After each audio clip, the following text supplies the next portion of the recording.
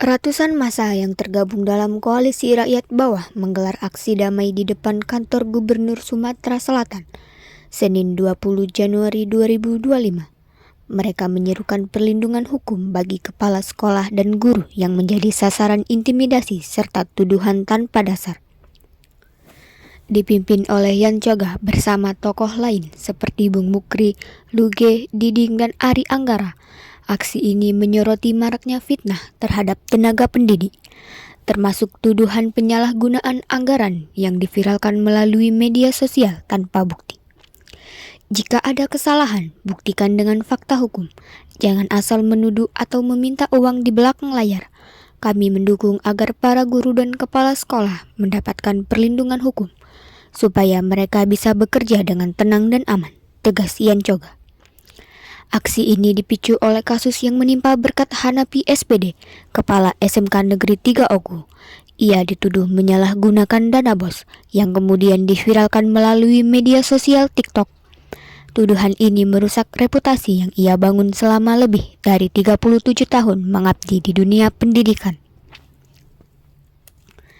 Demo pertama dilakukan pada 14 Januari 2025 oleh pihak yang mengatasnamakan Garda Prabowo di depan Mapolda Sumsel. Aksi lanjutan digelar pada 20 Januari 2025 di depan kantor Gubernur Sumsel, di mana mereka menuntut pemberhentian Berkat Hanapi. Ribuan anak didik saya yang sudah menjadi orang-orang hebat pasti terganggu dengan pemberitaan ini. Saya siap dihukum jika bersalah, tapi tuduhan ini sama sekali tidak benar. Yang saya minta hanyalah keadilan dan perlindungan hukum agar kami, para kepala sekolah, bisa bekerja dengan aman, ujar Berkat Hanapi dengan suara penuh emosi. Dukungan untuk Berkat Hanapi juga datang dari sesama kepala sekolah. Ismakun Ranau Wijaya, Kepala SMA Negeri 5 Oku, mengecam tindakan oknum yang menyerang rekan sejawatnya tanpa bukti.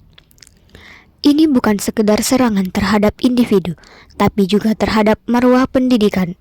SMK Negeri 3 Oku adalah sekolah berprestasi dan kami tidak akan tinggal diam. Oknum yang memviralkan ini harus meminta maaf dan diproses hukum, tegas Ismakun. Ia mengajak para kepala sekolah di Sumsel untuk bersatu melawan ketidakadilan dan menjaga integritas pendidikan. Aksi Koalisi Rakyat Bawah ini menjadi alarm penting bagi pemerintah untuk segera memberikan payung hukum bagi kepala sekolah dan guru. Mereka berharap tindakan tegas dapat diambil untuk melindungi tenaga pendidik dari oknum-oknum yang hanya mencari keuntungan pribadi. Kami ingin pemerintah bertindak serius, stop intimidasi, berikan kami ruang untuk mendidik anak-anak bangsa dengan aman dan nyaman, pungkas Yan Choga. Pemerintah Provinsi Sumatera Selatan kini diharapkan mengambil langkah konkret demi menciptakan iklim pendidikan yang lebih baik dan berkeadilan.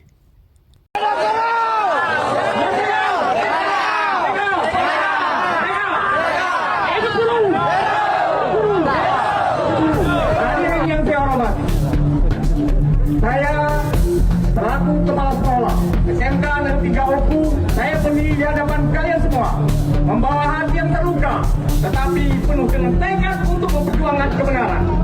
Saya Berkat Hanapi, seorang pendidik yang telah mengabdikan diri selama 37 tahun. Ini harus menghadapi fitnah keji yang dilemparkan oleh saudara Priyandi SHDM.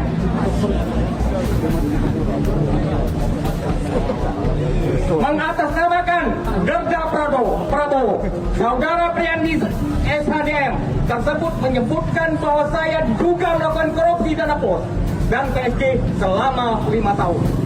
Tuduhan ini tidak berdasar dan penuh salah. Saya tegaskan, pengelolaan dana BOS dan PSG di SMK Negeri 3 Oku telah dilakukan secara transparan, akuntabilitas, dan diaudit secara berkala. Semua prosedur telah dijalankan sesuai aturan. Saya tantang saudara Priyandi atau siapapun yang merasa mengerti untuk membawa ke jalur hukum. Namun hingga hari ini yang terjadi hanyalah penyebaran fitnah melalui media sosial, khususnya media video TikTok. Hadirin yang saya hormati, video yang disebarkan pada saat itu tidak hanya mencemarkan nama baik saya, tetapi juga menghancurkan kepercayaan telah saya bangun selama berpuluh-puluh tahun. Ribuan siswa yang telah saya didik,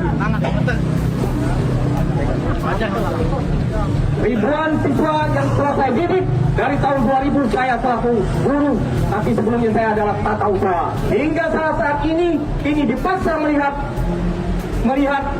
nama baik seorang berkat Hanafi dirusak oleh fitnah yang tidak bertanggung jawab. Tidak hanya saya yang menjadi korban, keluarga saya, istri saya, anak-anak saya, dan menantu saya juga turut merasakan dampak psikologis dari fitnah ini. Mereka menjadi sasaran cibir dan komentar negatif yang menghancurkan mental dan emosional kami.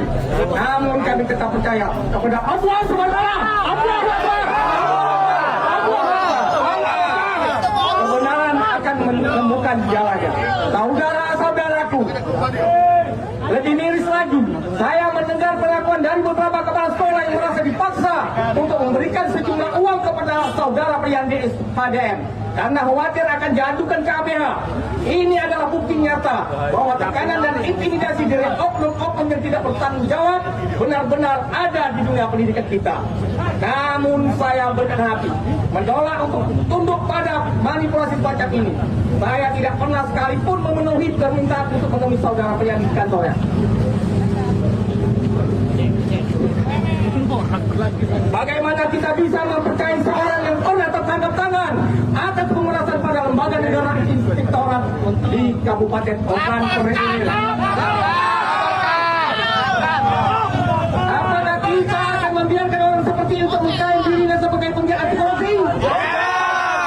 Dunia pendidikan tidak bisa berada di bawah kendali individu seperti ini.